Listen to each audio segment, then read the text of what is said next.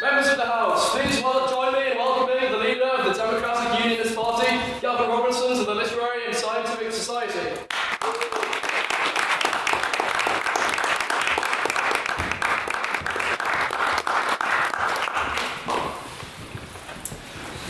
Members of the House, it is my pleasure to welcome you to the fourth in our LitTalk series, In Conversation with Gavin Robinson.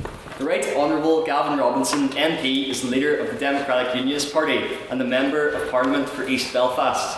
An alumni of Queen's University Belfast, he read law and attained a Masters in Irish politics before commencing practice as a barrister.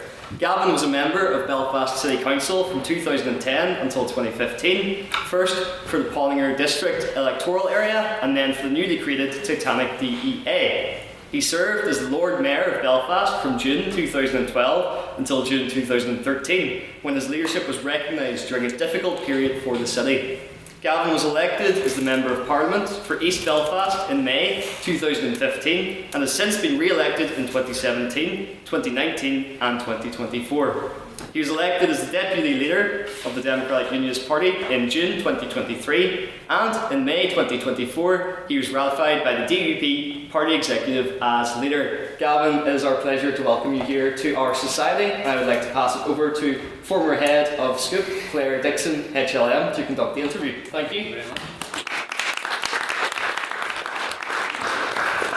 Thanks very much, Daniel, for opening. I just wanted to extend our thanks as a society to Gavin just again, because I think Lit Talks are always a unique opportunity for students to directly hear from public representatives, so thank you very much, Gavin. Just want to start out by talking about sort of the early stages of your career. You started your career as a barrister and then entered politics in 2010. What kind of drew you away from being a barrister into politics, or what sort of inspired that move? Sure. Good evening, everyone. Thank you for having me. This is my first time at any Literary Society event, so it's really nice to be with you. I spent more of my time in Students' Council. Whenever I was at Queen's and maybe the DUA, I got interested in politics at a younger age in university. I was 13 and my uncle, when he finished university, moved to America, so I was visiting him for the first time, and I was 13 years old in New York, and I thought, wow, what an amazing city. Hugely important global city with global reach and interest. America is such a world away from what I understood life to be like in East Belfast. And then home came on the news. And I grew up across the road from Stormont. My mum and dad still live there, but Stormont came on the news because it was Easter 1998. And so that sparked the initial interest. Not interest as if I knew what I was talking about, but just a fascination as to why home was being talked about on the streets of New York. So when I came back, it's really nerdy, but I wrote off to all the parties and I asked them like what's going on, and I still have responses from John Hume, and I still have responses from Ian Paisley and Bob McCartney and David Trimble, Monica McWilliams, and all the names that you might remember from that 1998 period. And there was obviously the referendum at that stage and then the elections, and that's what got me interested in politics at an early stage. And then I joined the DUP when I came to university. So though I became a barrister in 2008 and a councillor in 2010, and then focused on politics full time from 2011, the interest was there at a much earlier stage. And it developed and it grew. And with a lot of these things in life, when you start out pursuing an interest that you find rewarding, that you find responds in kind, then you keep on pursuing and you become more and more involved. So I had that funny period between 2010 and 2011 where I should have been doing a lot of legal work and I was spending more and more time in City Hall, and I was running from the bar library up and down to City Hall. It was about that time that my sister said, "You were a barrister, you're now an embarrassment." You can always look to family for support, right? No matter what choices you make in life. So yeah, that was a fundamental turning point when I decided, right, I need to go at politics full time. And I got a chance to leave the bar and become a special advisor to the First Minister, and then never really look back from there. Yeah, and you've spoken throughout your career about your faith. Has that been kind of a defining part of your politics, or has that kind of guided you throughout your career? Can you give us a bit of an insight into that? What's interesting, because you say I've spoken a lot, I don't think I do speak a lot about it. Well, it's been referenced. It's one of those things that I don't speak a lot about, but yes, it does guide me. I mean, it's a part of me, but it's not something that I lecture or moralise others around. You know, it would be the way I look at it, so I'm guided personally, but I don't feel it's my need to tell everybody else over and above, you know, positive encouragement, how you should think. And clearly, in political terms, you know, our policies are grounded in a sense of understanding of the world and what's good for individuals and for society more generally, and for family, for supporting a strong unit within people. So you see that filter into our political policy, but you don't necessarily hear me talk about personal faith all that much. Maybe I'm wrong. Maybe that's that's what you picked up. So yeah, it's like it is an important part of my life. You've mentioned in previous interviews that your brother and sister have accused you of middle child syndrome. Do you agree with them? Yeah, they're probably right. In what way? I sure love complaining. So there's always, you know, I don't know if anyone else here has an older brother and a younger sister, and they used, you know, my sister used to play us off, my brother and I, off one another. So if I fell out with her, she'd go to my big brother and get him to beat me up, and if he fell out with my sister, then she'd come to me and get me to try him up with my bigger brother. So that's the way we grew up. Now that we're a bit older, you know, it's subsided a bit. Yeah, so my brother's 2 years older and sister's a year younger. Very good. So now we've had one's involved in medicine, graduated through here and does plastic surgery. Doesn't practice on me. Benefit from her not. My sister works in marketing at QFM. And you were one of the youngest Lord Mayors at City Council. During your time as Mayor, the Union Flags dispute erupted, and within your constituency of East Belfast, there were it was a part that was particularly troubled by that. You obviously voted against the proposal to limit the number of days the flag was flown at City Hall. Did that create any kind of difficulty for you in your constituency? Well, it did, most surely. So I don't know, does anyone remember the flag protests? You do, like back in 2012, so it's... All kind of. 14 years ago.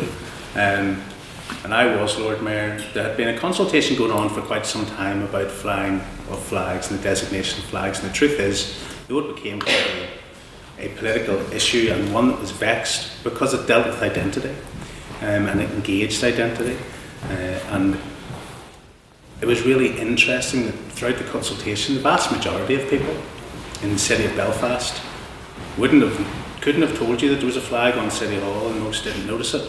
But more particularly, nobody could have told you there was one on the top of the Ulster Hall. Because if you think about that walk down Bedford Street and you walk under a canopy at the front door, you wouldn't have seen it. It wasn't an imposition. It wasn't something that should have caused controversy. But it became really totemic. And so we knew how the votes were going to go. We knew it would be difficult. I was chairing the meeting, obviously, and if you remember, there was quite a lot of on-street discord that night whenever the vote trickled out into the streets.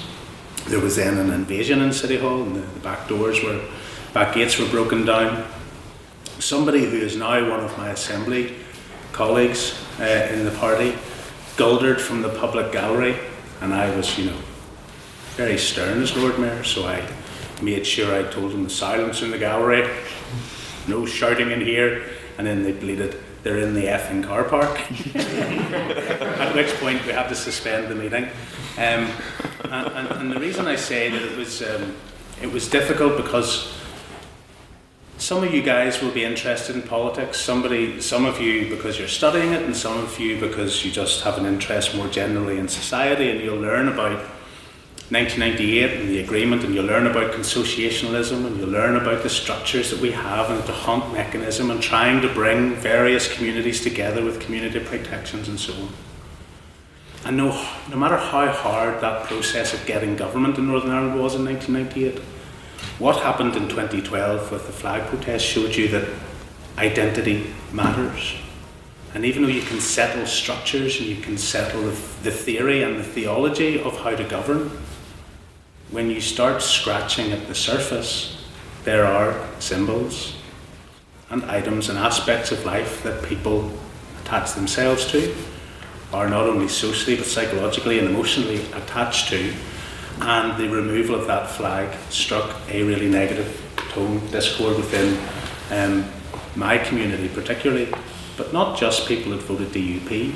There were quite a number of people who would never vote for us, who would see themselves softer in their constitutional position, more enlightened in their social position, but they actually felt that it was an unnecessary thing and it was something that caused them great consternation. And so in my constituency, as Daniel mentioned, it was Pottinger DEA and then Titanic DEA, bottom of the Newton Arch Road, bottom of the Woodstock Road, bottom of the Albert Bridge Road. There was a lot of trouble. And as a councillor, I needed to engage with and understand and try to prevent attacks that happened in Short Strand, for example, at that time. So there was a weekly protest in City Hall in Belfast. There's a parade from East Belfast into the City Hall every week, and on the way home, homes were getting stoned and windows were getting smashed in Short Strand. That's not okay. That's not what you want to see. And actually, whilst I'm indicating to you that the vast majority of people thought it was an unnecessary decision that caused disproportionate and unnecessary discord within community and community relations, as soon as violence started, that wider level of support fell away. The vast majority of people in Northern Ireland have never supported violence, don't support violence, don't believe in violence. And I remember there was one occasion in Monkstown, there were protests right across Northern Ireland at this time. There was one occasion in Monkstown where this elderly gentleman who was in his late 70s was trying to get into White Abbey Hospital to see his wife who'd been in hospital for weeks, and he was distraught, and flag protesters were telling him, "You're not getting past, we've blocked the road because of the flag." And this 78-year-old started crying to say, "I want to see my wife. Whatever about the flag, I still want to go and see my wife who's dying." And those sort of things then turned off the larger share of the population who felt actually that whilst the decision was unnecessary, they didn't support actions like that. And you see that quite repetitively. The two things I would mention about it from a more general political perspective. The first is, and I've mentioned, that it was unnecessary. And I remember one of my colleagues asked a senior Sinn Féin member at the time, "Why did you do that? Why did you think it was a good thing to do?" And the response was, "It's good to put a saddle on a bear." So unionism was larger. Unionism was in a stronger position at the time, but the Sinn Féin view was, put a saddle on a bear, you'll see it agitated. You'll see it stamp and snarl and show the worst side of it. And so they were quite happy and relaxed for that to be the outcome. In the same way that you take an untamed stallion and you try to ride it like a show pony, it's not going to react well, it's going to buck in the first instance. And I thought that was indicative of the mentality. And the second thing, and it relates to the first, is that in 2011 and in 2012, our political leaders within unionism and republicanism were working really well in Northern Ireland. They had taken the decision to share power from 2007. They continued that. They went to the election in 2011 and they both increased in seats and percentage share of the vote because they were pragmatically and enthusiastically working for everyone in Northern Ireland and for their own reasons, working to make Northern Ireland work. And that all changed whenever the vote took place in December 2012. And the engaging of some of those identity issues and the unnecessary poking your neighbour in the eye had a material impact on the ability for political leaders to govern together well. And since then you've had a decade of discord in politics, which I think has generally not been to our collective benefit. Yeah, I'm just going to stick with your constituency of East Belfast. You've outpolled Alliance leader Naomi Long in the past 4 general elections, but it's been a close battle at times, with your majority being 1800 in 2019. Typical BBC. Have you seen East Belfast change over the past number of years? I've certainly seen no humility in the political commentary around my head. Well, have you seen it change in any way, become maybe more pluralist? Have you kind of adapted your politics at all to kind of suit that in any way? It's interesting. I mean, it's a good question, and I am teasing you. I'm teasing you in your professionalism and your integrity. But I'll tell you this: in every election I fought, in the 4 elections, I was told I would lose by commentators who seem to know more about my community than I do. And did that cause you to shift at all or anything? Or no, it causes me to go back. How did you go about then contesting the election kind of off the back of that? Tall tell you, and then the 5th time it did not work out so well. Look, the truth is, because I was like a councillor in Pottinger and then Titanic, lower part of East Belfast. East Belfast is a very wide and diverse place. East Belfast holds, areas of social deprivation in the lower part. So we have, the inner east, as it's called, and the outer east tends to be folks that moved from the inner east in the 70s and 80s out to Dundonald, and would be more. There's working class areas and there's middle class areas, lower middle class, and then there's the leafy suburbs in the Middle East.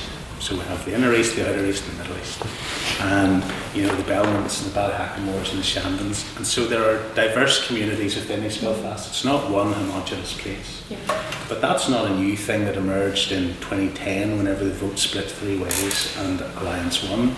That was so true in 1979 whenever the UP first won the seat and held it for 31 years, where there was 63 votes between Peter Robinson winning and Oliver Napier missing out, and Bill Craig at the time, the sitting Unionist councillor, losing, or MP losing.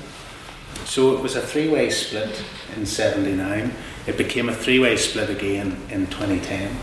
And in 2015, with Unionist cooperation, I was the only Unionist candidate. In 2017, there was a whole host of other Unionists, and actually my majority went from 2,500 to 8,500.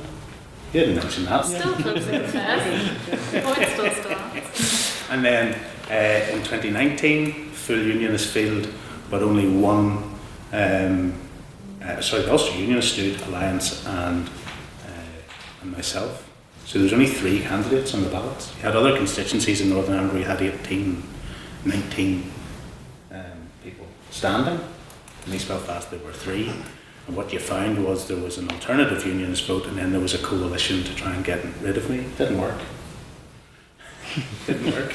And what I would say is that in each of those elections you'll see that of almost 50%, in one of them 56%, but always sitting around the 50% of the vote. So when people talk about first past the post, you can get elected on 32%. Yes, the SDLP did get elected on 32% in South Belfast, the lowest share of any seat in the whole of the United Kingdom in that election.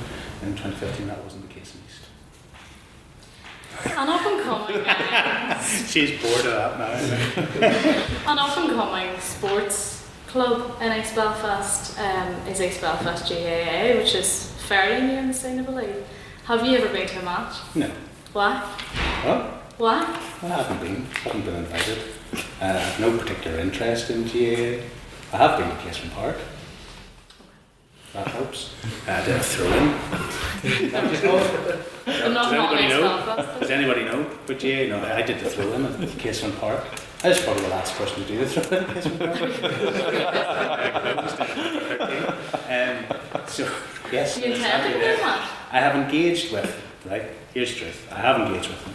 I have given them support each and every time that they've had incidents at the bench, and I don't think it can be supported or tolerated, and I know somebody's now in jail for a lot of the sectarian activity against them, and rightly so. I also know that from my engagement with them, meetings that I've had, that they actually didn't want to become part of a political story. They're interested in sport. So I can tell you that from their chair and their secretary and so on, at the moment, they struggle because they have people from the Alliance Party, the SLP and Sinn Féin all vying to be the best supporters of East Belfast GA that there can be, all trying to outdo one another, all play tricks and games to be seen as the best, most full-throated supporter for them. They don't want to be a part of that political nonsense. So I don't go and superficially stand at the side, understanding absolutely nothing about what's going on, to try and make myself look good, to assuage some weird suggestion that because you don't go, it's in some way politically disrespectful. So that's the answer. Just going to move on to the subject of unionist realignment, which is obviously something that seems to come up again and again. I wonder how far you agree with Mike Nesbitt's proposal that the best way to align, to split kind of unionism into two factions would be a party for progressive unionism and a party for the more traditional sense. Do you think that would be the most effective way to do that? No. Why? I think it's madness because it involves splitting the DUP in two. And we are by far the largest unionist party in votes, in seats, in percentage share. And yes, we do talk about cooperation, not because it's a wheeze or not because it's a new thing. We've been engaged in unionist cooperation since our inception. We were engaged in unionist cooperation in the run-up and post-Anglo-Irish Agreement in 1986 and 87. We lost some of our senior members at the time because we did agreements around unionist cooperation then. We had unionist cooperation around my seat in 2015. We've had unionist cooperation to get Tom Elliott elected in Fermanagh South Tyrone in 2015. There has been examples of unionist cooperation for years. And why does it keep coming up? Because it's what our people ask us. It's what our people ask us.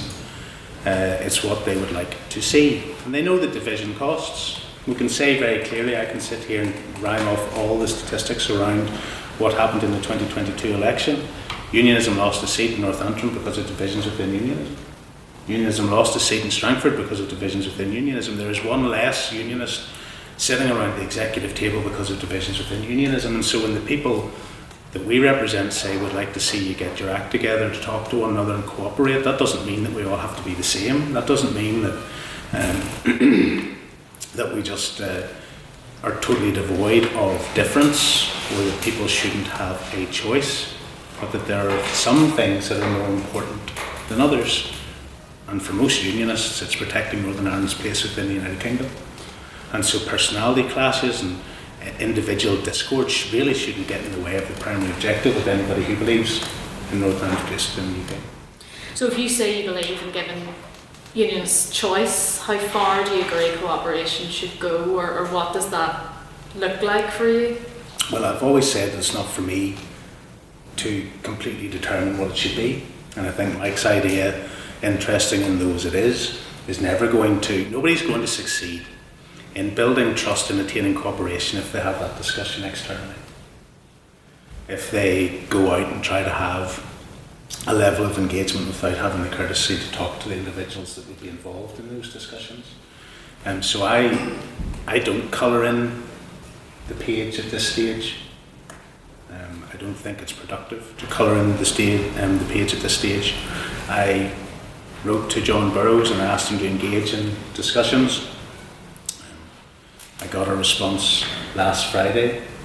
I'll be sitting down with him and we'll see what his true intention is, because so far it's quite normal for anybody to show a level of ambition, but so far he hasn't really told all his colleagues that they're going to be joined by about 3 candidates in each constituency alongside them, whenever most of them struggle to get elected as a sole candidate. But at the moment he wants to lead the Ulster Unionist Party to be the largest party in Northern Ireland by the next election, so they'll have to stand an awful lot more candidates. So he's been filling in a bit of his colour, continuing the attacks and so on as he does, but I'll engage with him in the next week or two and we'll just see whether he has an interest, same as I've had discussions with Jim Allister and with Russell Watton, who leads the PUP as well. Throughout last year, successive Lucid Talk polling showed support for the 4 executive parties slipping, and at one stage the TUV enjoyed a substantial rise, at one point being only 4 points behind yourselves. You talk about unionist cooperation. Could that be seen as a form of self-interest due to a threat from your smaller rivals? Well, I think that's why I tried to give you a contextual position of cooperation for us is not a new thing. Cooperation for us was something that saw unionism maximised in the 2015 election. Cooperation from us saw unionism maximised as far back as 1987.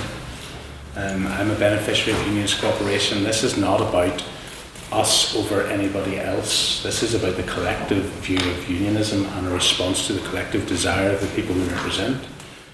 So I hear people saying, oh, you're only talking about it now because you see the rise in the polls. But you see those polls? They're a wonderful, self-selected group of individuals like me. I'd fill them in. Right? It's all politically engaged nerds fill in the LitTalk polls, not the real world. They would argue differently. Oh, I know. I've heard them try to argue black as white for a long time. But they have who else is on the panel? You're on the panel? Put your hand up if you're on the LitTalk panel. I feel them. Come on, Jackie, you've done 6 times. You can have multiple, by the way. You don't have to just do the one, right? It's a total nonsense.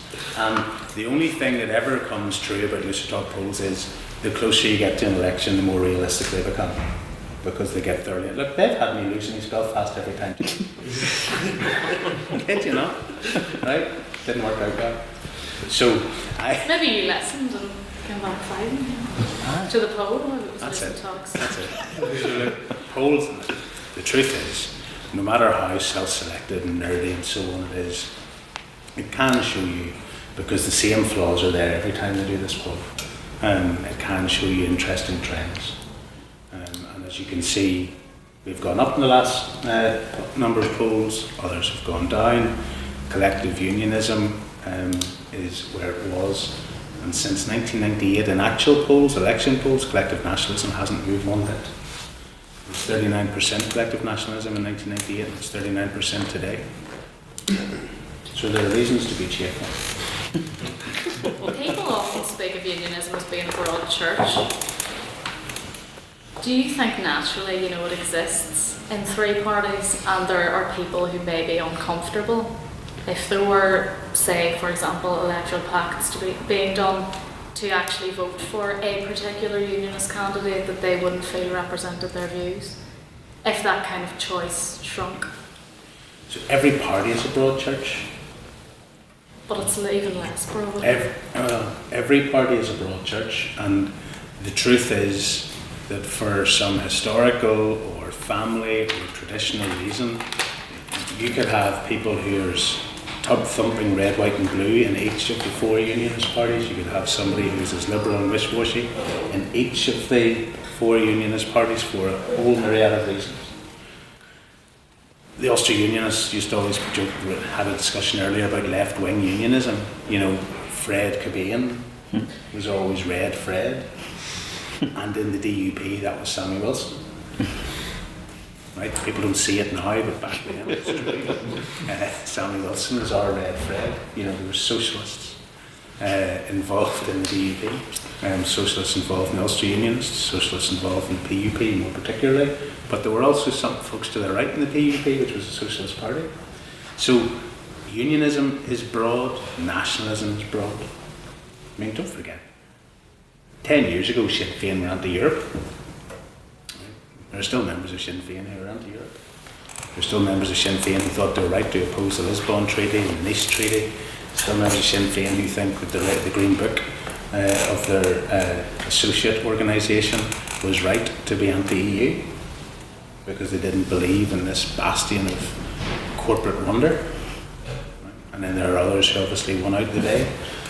Fox hunting was mentioned earlier by... There's a fella at the front here and he cosplays as a Tory gent. It's definitely He's in his casuals tonight. Disappointed, I thought there'd be a dicky bow.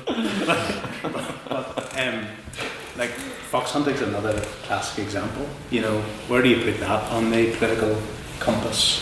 Where do you put fox hunting as a pursuit? Is it to the right? Is it to the left? Is it only landed gentry? Is it a staple of conservation and countryside management to the left? And you will find that within Sinn Féin there'll be as many people support fox hunting as there are in the DUP. And you have party to the right and the left. So there's broad churches and all these things. Your question really is one about choice. And should it be for me and John Burrows and Jim Allister to decide who your representatives are? Well, the choice is for everybody. The first choice they have is, do they walk to the polling station, do they not? Do they bother to vote? And then when you go into a polling station, your always next choice is, who best represents my views? Not who represents all of my views. Anybody who tells you that there's one party that represents everything they believe is a liar. And that includes me saying that as the leader of the DUP. Everybody finds compromises. You have to find a vehicle which is more likely to advance the vast majority of things that you're interested in. And you take the rough with the smooth. But the biggest issue for the Unionist electorate more particularly is cooperation. And that's encouraging all of us to work together to further the core objective, irrespective of individual policy nuance differences, the core objective, which is to see Northern Ireland's place within the UK maintained and strengthened. Which brings me very nicely on to the next question, which was really that at its core unionism is about basically advocating for maintaining Northern Ireland's place in the Union. Often in the headlines we see long NHS waiting lists, we see the education budget in difficulty, we see periods where Stormont is suspended. How do you kind of propose to advocate for, more of the same when, those stats are on the table and people are watching the news every night and that's coming up? How do you propose to tell them we want more of this? We want Northern Ireland to remain in the Union? Well, I do. Even if you don't, right? I do, because I am delighted to be a part of the sixth largest economy in the world. I am delighted to be a part of a country that has a material and positive impact in the world through its position in the P5 nations of the United Nations, through a position in the Five Eyes, through its position in NATO, through the influence that it has throughout the world in the Commonwealth, the positive influence that it's had on our legal system throughout the world, the positive influence that it's had on human rights throughout the world. I'm delighted that we live in a country which benefits from the defence security of our country, doesn't pretend to engage in some sort of independence or neutrality while secretly sitting under the protective blanket that the UK provides, like the Irish Republic do. They sit and pretend.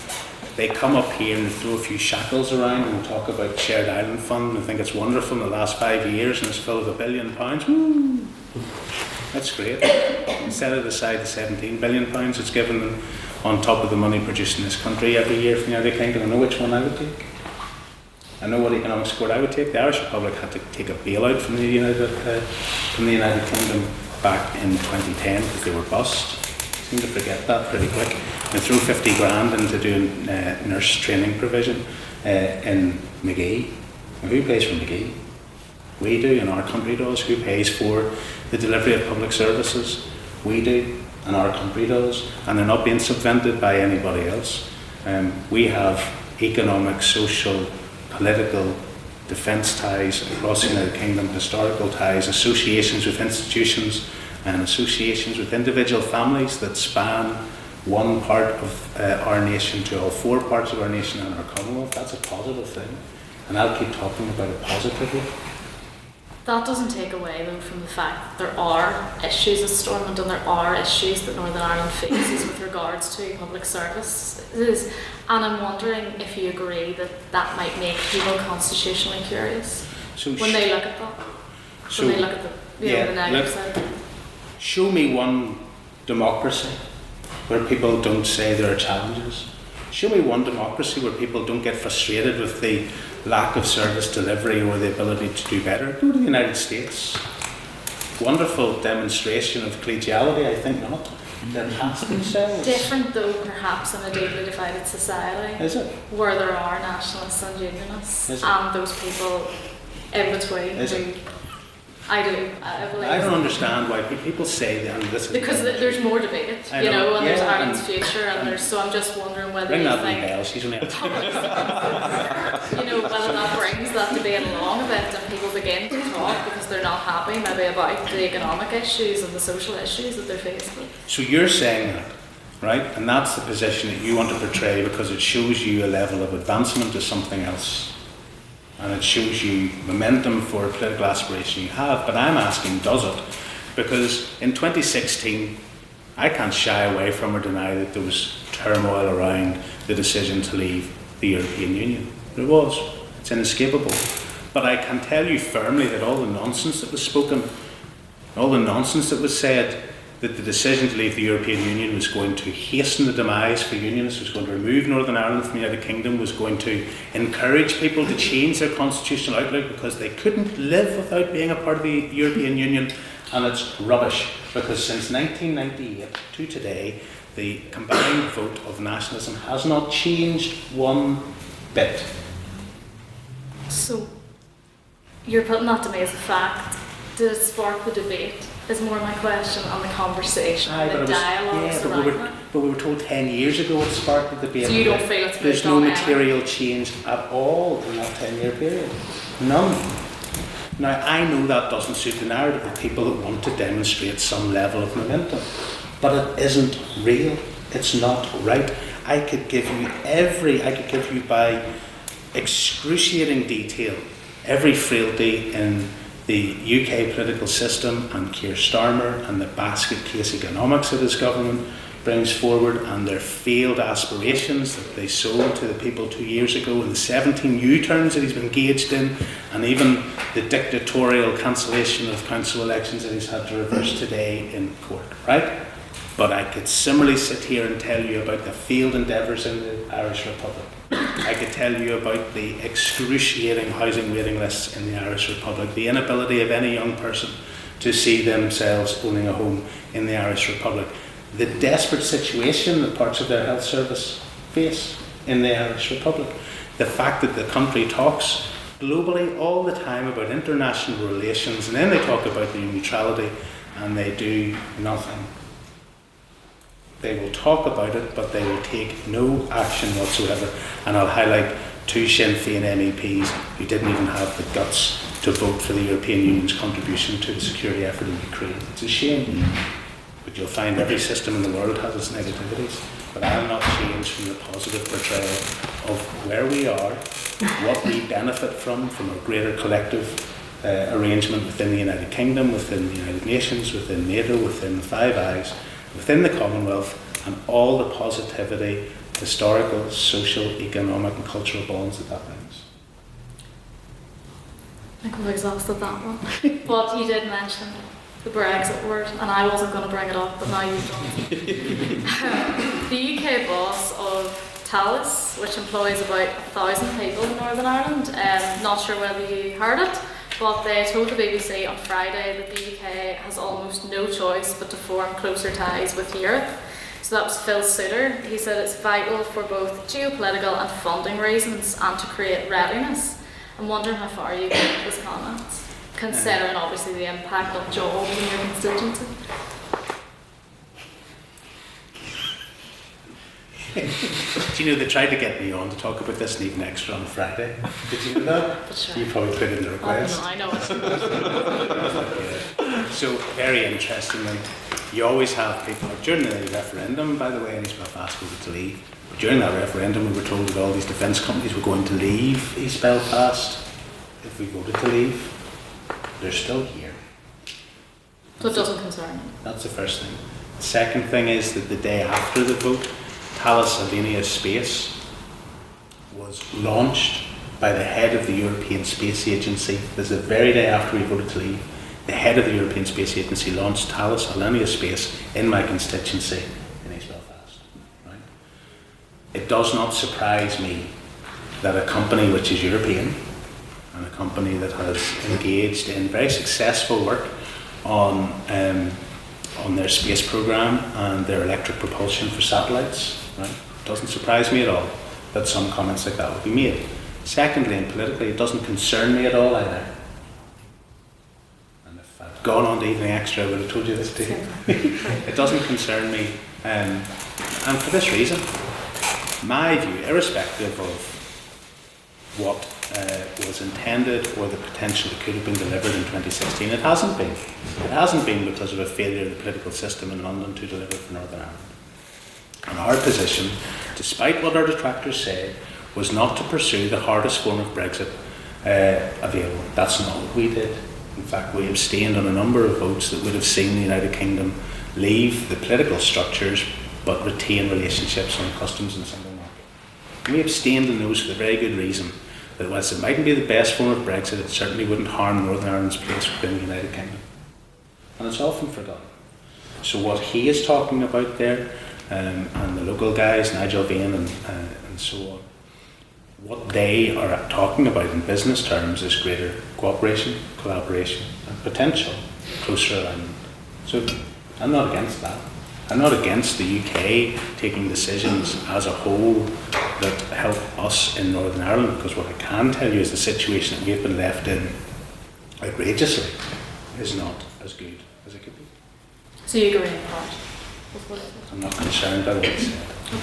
I'm going to finish just on an executive question. There seems to have been allegations swirling around that the environment is toxic and there's some tensions. Do you have faith that this executive will last? So I think it should. I know I wish it to. And the allegations about the executive becoming toxic are probably my fault. Because I asked my colleagues to return to Stormont in September. We met in August, and I asked them to return in September with a bang. And I asked them not to shy away from speaking out and standing up for the things we believe in. And that seemed to put people off, and it seemed to put their backs up, and seemed to leave folks saying, oh gosh, it's all got very toxic. And it's not toxic actually. All it is asking people to stand up for the policies that we stand for and to speak out on the issues that matter for us. And so, a political system should have the ability to absorb and facilitate robust debate, like you and I have. Right? And if you and I can leave this table as friends, then The executive can stand. The executive.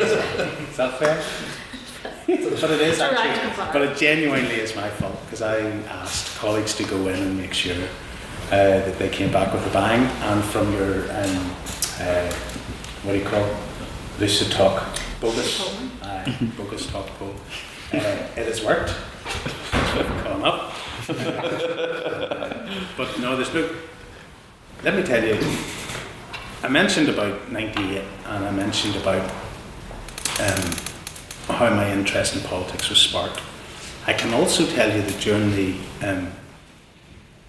Brexit years, during the 2017 to 2019 Parliament, was the time in my life when I crystallised most profoundly the importance of Stormont.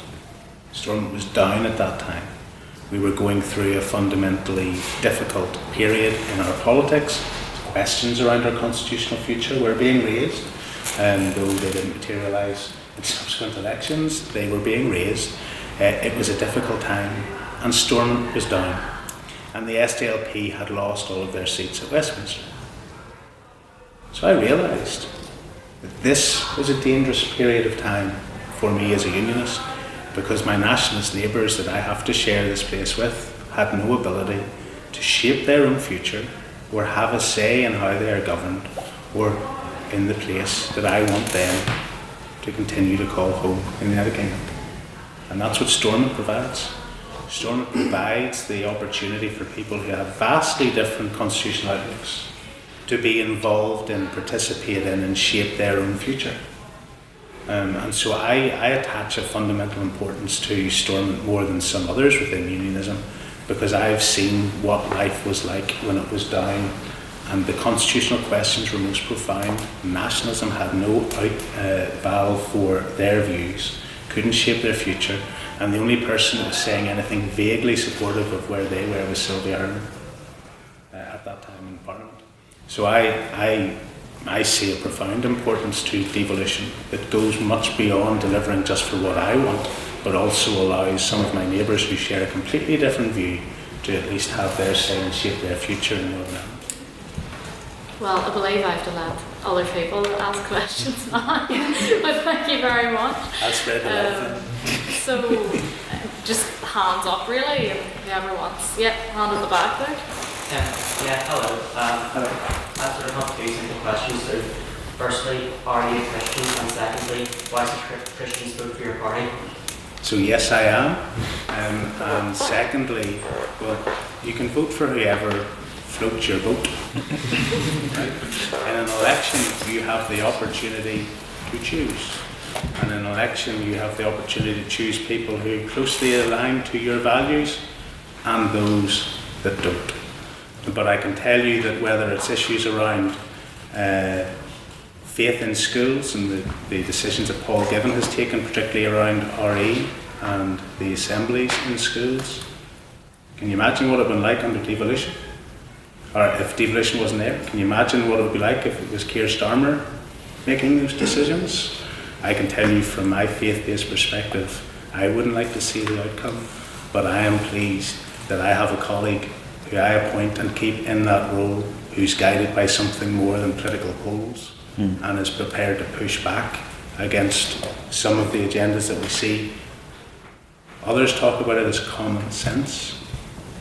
So when it goes into gender, goes into family life, goes into some of the wider societal issues that we face, not just in Northern Ireland, across the country, I can tell you that from my perspective, I'm happy that I not only lead, but vote for a party that I know uphold and share the same values. Thank you. You're very welcome. Go with Ryan. So in your answer to the last question from Claire, you talked about the importance of Stormont and when Stormont's down, it's damaging for unionism or for people's sense of Northern Ireland being their home in other communities in the other side of the community in Northern Ireland.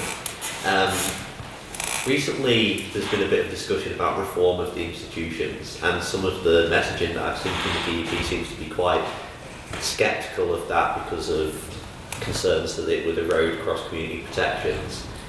I think that from polling that I've seen, most people in Northern Ireland think that the Belfast Agreement is the best form, or the best option for governing Northern Ireland, but it needs to be reformed. And I think, worryingly, as someone who is a unionist, I think that the long-term strategy for Sinn Féin could quite possibly be call time on the institutions. I've already seen some stuff in the press about saying that the 2027 Assembly election will be the last. So basically my question is, is there any reform of the institutions that the DUP would support, or do you just want to keep the same structures that we have at the moment? The DUP has reformed Stormont.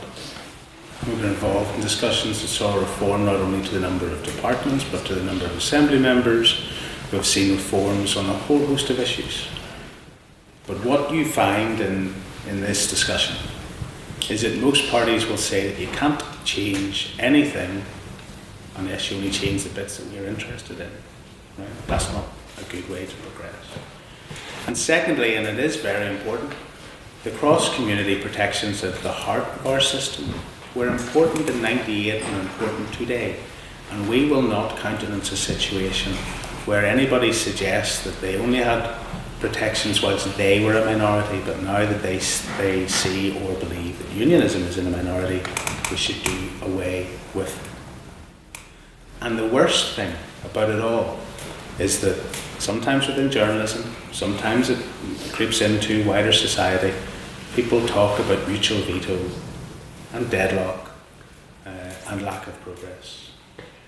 And actually what you need, it doesn't matter really what system you have, doesn't matter how you reform this or change that.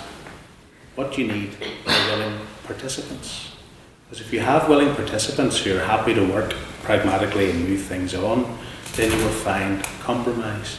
And the necessity to have support from the two largest communities within Northern Ireland on an equal basis encourages consensus and compromise.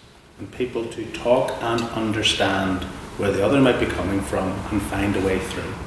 And those are values that are important, but all too often we only ever consider mechanisms that are there and the protections that are there through a negative prism, because they're presented more often in a negative way. It shouldn't be that way. I don't believe in. I also, and I've said this on many occasions, you get folks in politics in Northern Ireland who talk about a shared future. What they mean is they're prepared to offer people a future if you share their view. That doesn't work. And it certainly doesn't work in a scenario where they might remove community protections. Either way. So, I have colleagues that sit on the Assembly and Executive Review Committee. I have colleagues who engage in these discussions. We are a party that have engaged in reform in the past, but we'll only do it if it works, not some superficial tease or squeeze, which is to try and remove the idea of consensus building in Northern Ireland, because that won't work for any of us in the long run. Thank you for the question. Yep, With the fresh version of the TBOC strategy coming soon, especially with the Executive Office, what role do you think the DUP can play in relations between the positively growing ethnic minorities and the traditional communities in Northern Ireland? Well, I hope we already do. Encourage and foster and support people within our community. I don't know what this refreshed TBOC strategy is going to say. I'm not in the executive, thank goodness. And I'll leave my colleagues in the party who are to explain to you some of the intricacies. But Northern Ireland, having individuals in our communities and constituencies that are different from me is not a new thing. The largest non-Indigenous population in Northern Ireland from the 50s until the 70s was the Chinese population, and that continued, though it was supplemented, and we have a strong Indian community in Belfast particularly. Some Commonwealth countries in the early 90s, in my constituency, quite a number of Congolese refugees because of difficulties that were being experienced in Africa at the time, and then post-2007 accession countries and the European movement. And immigration is not a problem in and of itself. I think all of us, and you can see it in a national context, can consider not only some of the issues around uncontrolled immigration or immigration which is irregular or that breaches the rules. It's disrespectful to those who come here legally and want to make a contribution to our community. It's also disrespectful to the lion's share of local communities where issues are already accentuated whenever they become host to individuals that are waiting to have asylum claims determined and so on. And so I can see the difficulties with that too. And when I hear people in Northern Ireland talk, and particularly it gets thrown at us all the time, but there isn't an issue in Northern Ireland because the numbers are so small and so on. I can point to House of Commons figures from 2023 when Belfast as a council area, and more particularly some of the areas in the inner city of Belfast, was second highest in the whole of the United Kingdom for applicants waiting to have applications determined.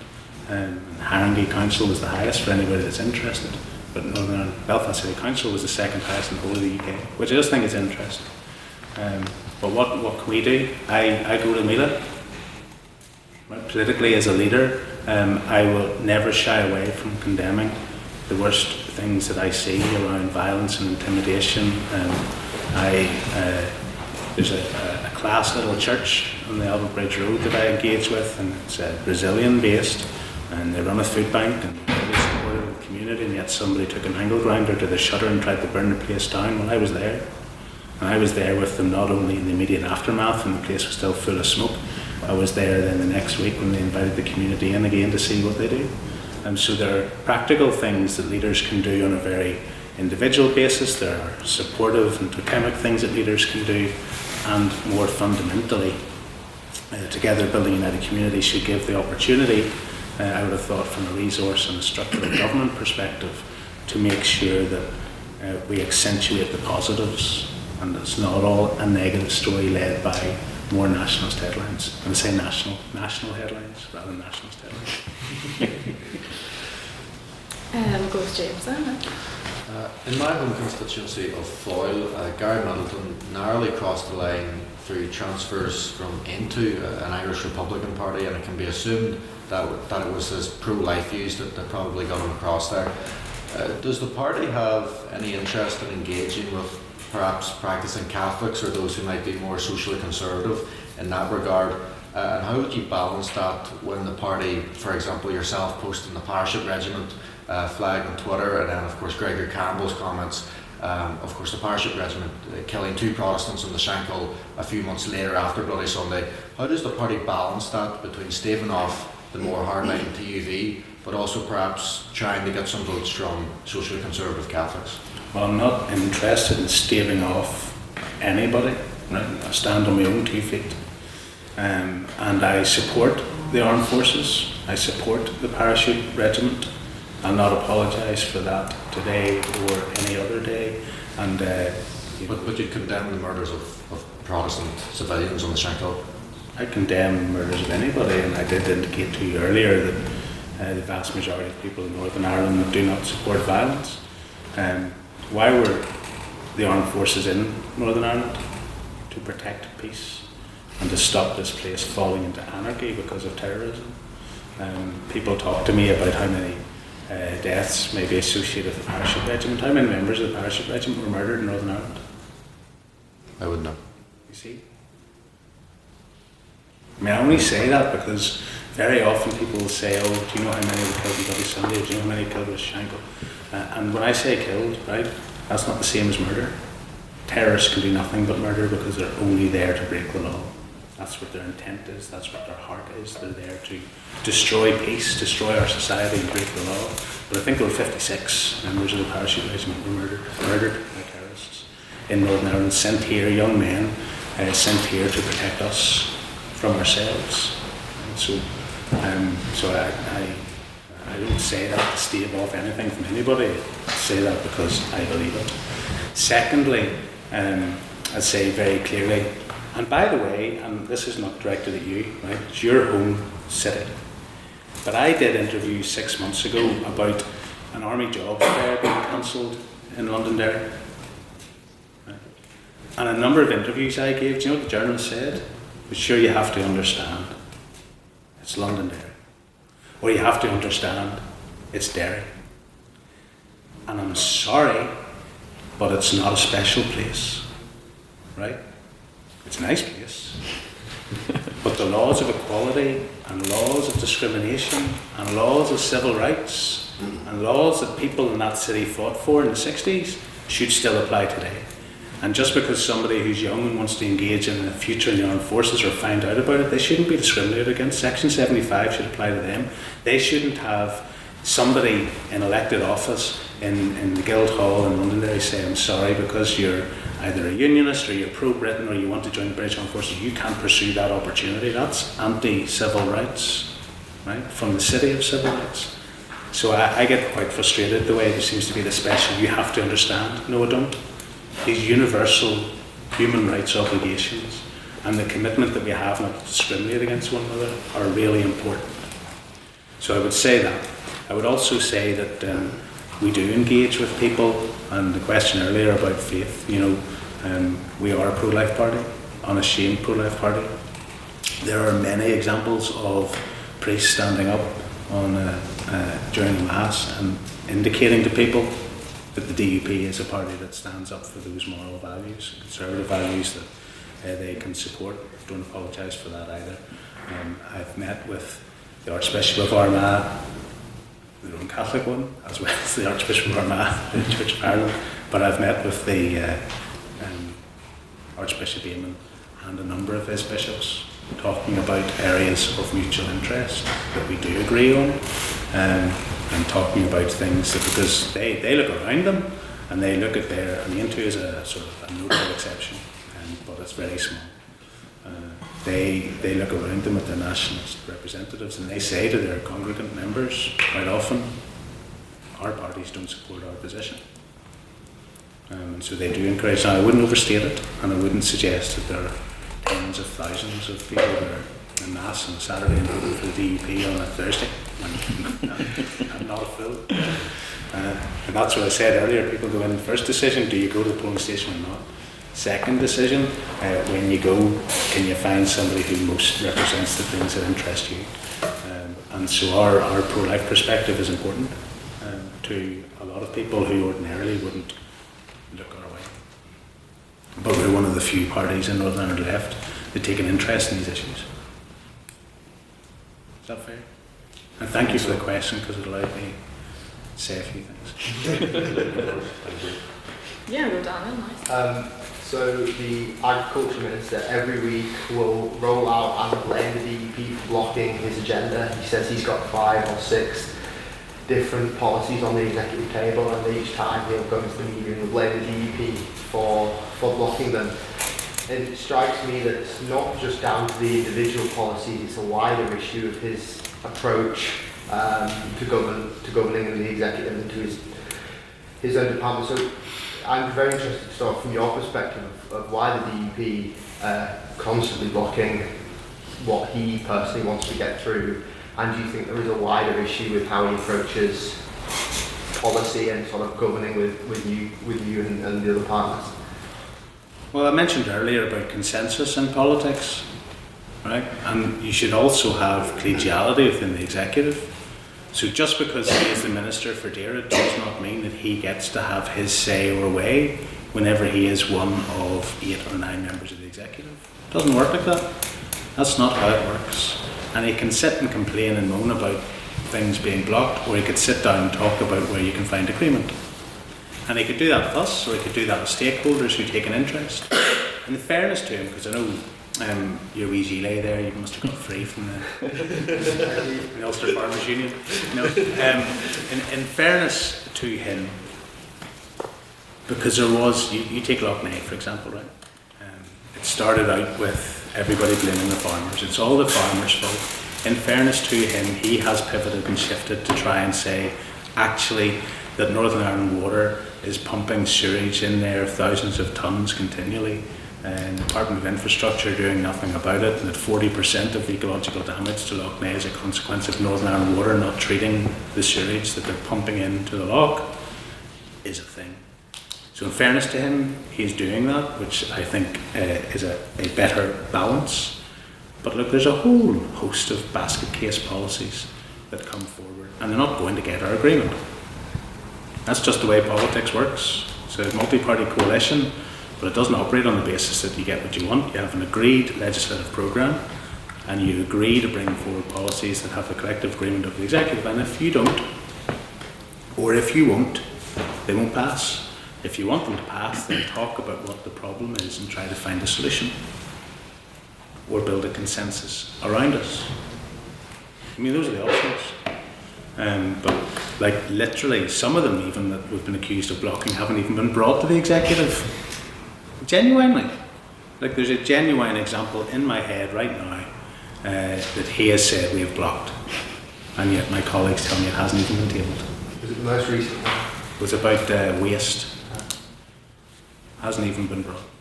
So, look, this is the other side of course, is his electoral challenge is from the Greens coming back in North Down. That's where his electoral challenge lies.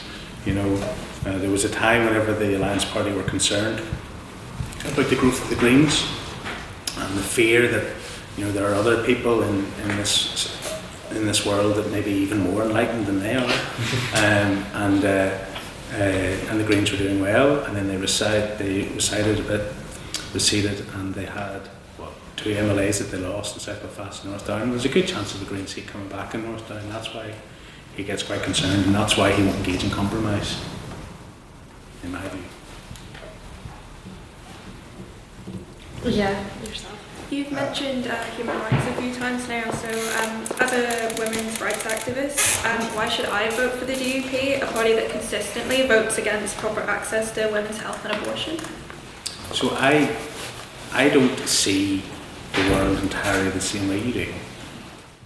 Right? I don't see abortion as healthcare. I don't see ending life as healthcare. unless there is a health consequence. I don't believe in abortion being used as a contraceptive. I don't believe abortion is a positive thing. I can also accept that there are many people who have had to avail of that in the most extraordinary personal circumstances. And I also know that there are some who have had to avail of abortion to protect their own life, right, which was always permitted under the law. So look, I think the best thing for me to say to you is that we probably don't see the world the same. I don't accept it as a health care issue. I don't think that we should be casual. Right? And as on a broader policy point, I don't believe we should be casual about protecting life, though I recognise that there have been and will continue to be situations where it is the only course of action. I don't see it as that. And I don't see myself as a denier of human rights, because I don't believe that the removal of life in that circumstance is in any way a positive thing, unless it is required to protect life. That's my view. And I understand that you probably come from a different perspective. So I'm not going to lecture you on that. I'm not going to fall out with you on it, but I don't see it the same way you do. Yeah, no, that's completely okay. So you would even agree that in instances that a woman's life would be saved with an abortion, would you disagree that that's healthcare, even if a woman's life would be saved through having that life-saving treatment? So I think I've been genuine in that. I understand why that happens. Right? And it does happen, and it always did happen. Even before votes in the Assembly and people, like the ability for doctors to terminate in a situation to protect life was an important thing that they did. Right? But I do not believe in a casual approach to life. And I don't believe that anybody has the right to remove life. So I don't see it as a human right. And I don't believe that often in this context people consider that there are two lives in the situation, not just one. Just to the left there, yeah, yourself. Yeah. I just want to know what you, if the DP weren't, what the DP would do for, say, like young mothers who then have had that child and they maybe don't have the resources to financially support that child, or the emotional bandwidth that they have, mental health issues, or maybe a lack of a support network, what the DP would do to support those young mothers. Yeah, well, I don't know if you follow Parliament closely, but this was one of the issues around two-child limit, for example. That was a policy brought forward by the Conservative government that Labour retained. So there was no financial resource if somebody had a third child, for example, even in a situation where it could have arisen from sexual assault, rape.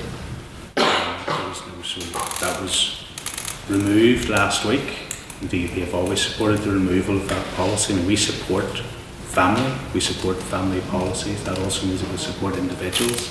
You know, family doesn't need to be nuclear nowadays. If a young mother, if a young girl ends up pregnant, it doesn't matter to me that she's not married, in the sense that if she needs support, she should get support from wider community, wider family. We could talk about the rights and wrongs of all of that another day, you know, about her own personal situation. But if somebody finds themselves in that position where they have a pregnancy and they struggle, then there is an importance from society, family, community and state to support an individual with that on resource terms, housing terms, support for the mother and for the child. Thank you. And the demonstration of the two-child cap limit is one aspect. We can show it, the introduction of free childcare in Northern Ireland and support for families who are using private childcare facilities, hugely important, because we want to support families, we want to support children being brought up in a nurturing environment. I'll just go for one more. I think there was a hand at the back, yeah, in the green. Yeah, thank you very much. So He's colourblind. So Rupert Lowe has set up his new party, Restore Britain, and he has quite a few interesting ideas, like on animal welfare, for example, banning kosher and halal slaughter. So I was just wondering generally, what do you think of Rupert Lowe? Will there be any cooperation between DUP and Rupert Lowe on similar matters? Can I ask you, what did you say, banning what? Oh, he's interested in banning halal and kosher slaughter on animal welfare grounds. That's just one example, but I'm just interested generally what you think of Rupert Lowe. There'll be any He cooperation? sits behind us in Westminster. He can be good crack. I wouldn't vote for him. I don't live in Great Yarmouth. I'll never have the opportunity to vote for him. From somebody like me who talks about freedom of religion and belief, very hard for me to say I believe in freedom of religion and belief, and first of all to assume that that only extends to Christianity. It doesn't. I believe in the freedom of others to believe differently as well, and if that also means about how food is dealt with and how animals slaughtered, then I've got to respect that too. I mean, one of my colleagues is in Baghdad right now, standing up for persecution of Christians. He does that in Westminster as the chair of the Freedom of Religion, APPG, but it's not just Christians. And when you talk about halal and slaughter of other animals, I mean, Rupert Lowe talking about the inappropriate slaughter or the cruelty associated with slaughter of animals, this is the man that shot his own dog about 3 months ago and had his rifles taken off him by the police for shooting his own dog. Now, he said he did it out of an act of compassion, and others will take a different view on that. But he's good crack. Does that answer your question? Yeah. Yeah. I don't think his party's going to do particularly well. Right?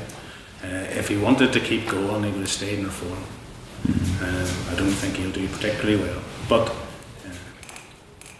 you should come over and meet him sometime. There was a guy in Green now, if he was the last one. Do you want to ask a question? There's a saying that demographics of destiny. What do you think the long-term demographics of Northern Ireland? Unionists tend to have less kids and they're aging more quickly. Do you think unionism is long-term viable?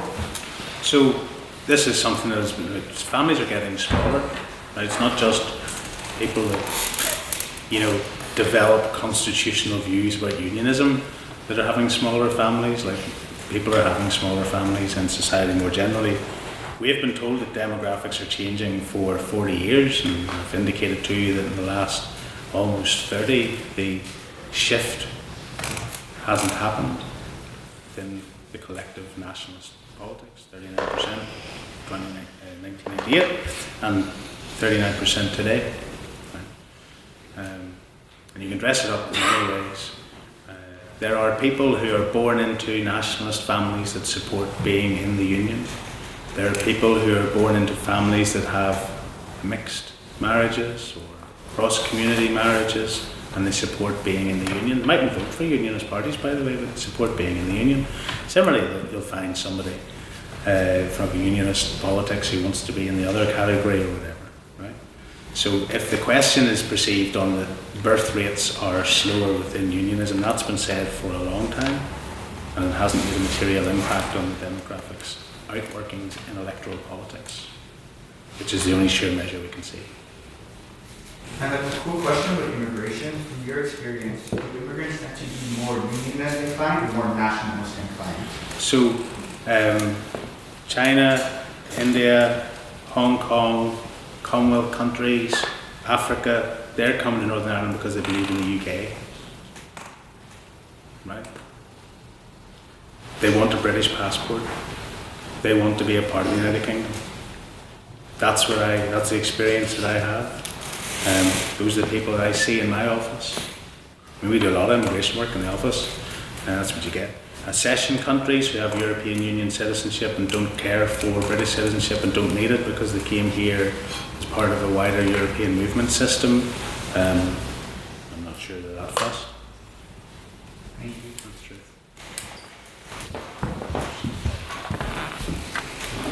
Thank you, Gavin, for your important contributions that you've made to our society tonight. for developing the discussion on the past, present and future of Northern Ireland, for aiding in our understanding of unionism and for encouraging democratic participation, discussion, understanding and participation, our very own DUP. So for your contributions to our society, Gavin, and as a token of appreciation, I'd like to award you with our Leriffic pin badge. Thank you very much.